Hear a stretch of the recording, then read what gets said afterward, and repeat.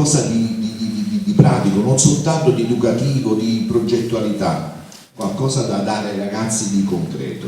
Abbiamo pensato di valorizzare quello che io da anni faccio con il mio giornale, la mia casa editrice, insomma, vedete, sono dei libri lì che da anni io produco per mia passione, per il mio progetto sugli antichi mestieri, perché ritengo che da una parte, dal punto di vista proprio imprenditoriale, ci sia ancora spazio perché un ragazzo che impari a fare un mestiere l'ebanista piuttosto che il guidaio, piuttosto che un altro mestiere ancora richiesto dal mercato non nazionale ma mondiale, possa avere successo. Stare in una bottega, questo lo dico per esperienza, vengo da un papà ciabattino e quindi ho vissuto la bottega e vi posso dire che è un mondo di valori che possono essere soltanto praticamente indicativi e forieri di successo per un ragazzo, perché tu in una bottega capisci tante cose, capisci il sacrificio, capisci il lavoro, capisci l'educazione, la cortesia per il cliente.